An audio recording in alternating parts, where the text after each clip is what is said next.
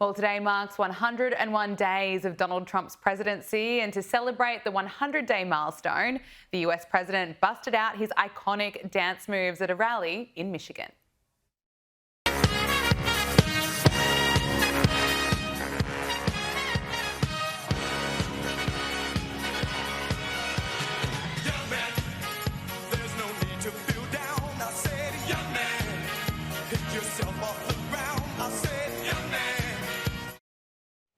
He's still got it, and since he's been back in power, well, just how fair has the mainstream media's coverage of Donald Trump been? Now, of course, he needs to be and should be scrutinised for every interview or every big decision that he makes. But the stats show that the mainstream media is still suffering from severe TDS. 92% of the major network media coverage throughout the first 100 days of Trump's second term has been negative. That is according to data compiled by the Media Research Centre. 92% negative. Now, that report looked at the coverage across ABC, CBS and NBC. And what was their coverage of Joe Biden like? Well, according to the report, it was 59% positive. But who is surprised by that? It's not just the mainstream media, as we know, that's still holding on tightly to this anti-Trump narrative. In the last 100 days, we've witnessed some extraordinary meltdowns from lefties and celebrities, too many to count. But here are some of my favourites, starting with Rosie O'Donnell, who actually fled the country because of Donald Trump. Some people entertain the idea of moving abroad after the 2024 election. You actually did it. Tell us about your experience so far, and do you have any regrets?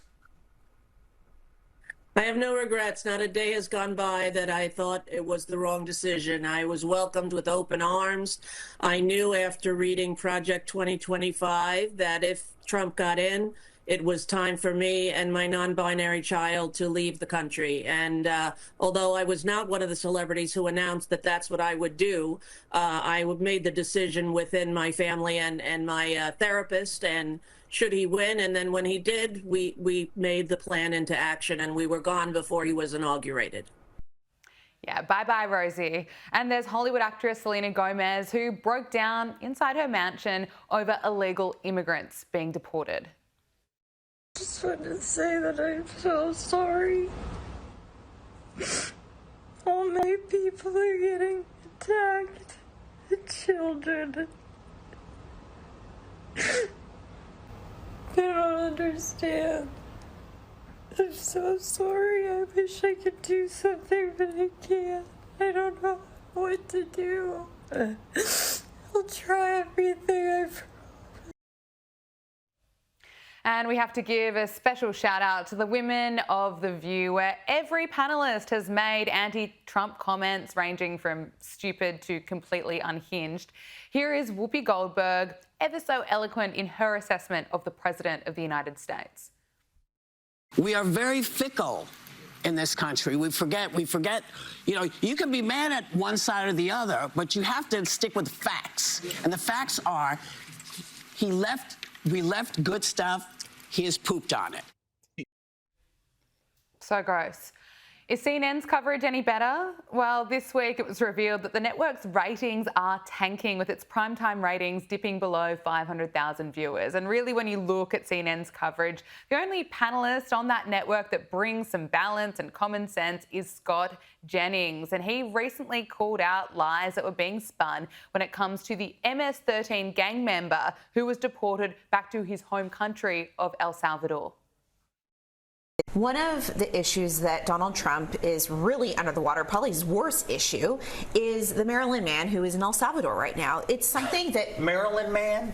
He is a Maryland man. Come on. What I will tell he you is an El Salvadoran citizen. He is not a Maryland man. He is an illegal immigrant living in this country illegally for 14 years. You can say whatever you want to say, Scott, but the American people... This is why the polling is the way it is, because we're lying. We're lying. We're not lying.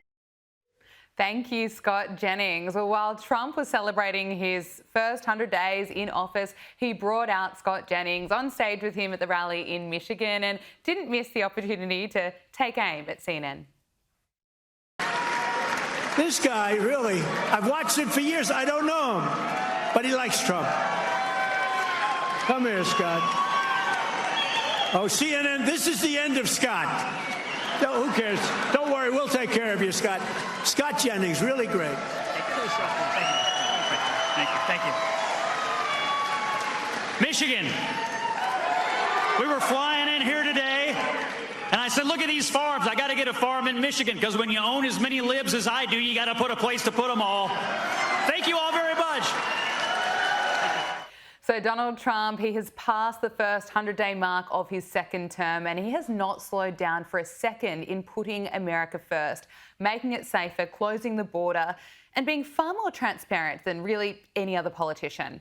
Now, during the past 100 days, what have the Democrats been doing? Flying to El Salvador to rescue an MS-13 gang member, torching Teslas, and taking to the streets to protest against DOGE from cutting waste. They have been utterly pathetic. And who's going to be leading the party? Well, in all seriousness, it could be this bright spark, Tampon Tim, who today claimed that Kamala Harris picked him as her running mate because he could talk code with white guys. Improve people's lives. But I also was on the ticket, quite honestly, because I could code talk to white guys watching football, fixing their truck, doing that I could put them at ease. I was the permission structure to say, look, you can do this and vote for this. And you look across those swing states, with the exception of Minnesota, we didn't get enough of those votes. And to think that he could have been vice president over the brilliant J.D. Vance. My goodness. Now, for the 47th president of the United States, who just passed the 100-day mark, well, he's just getting started.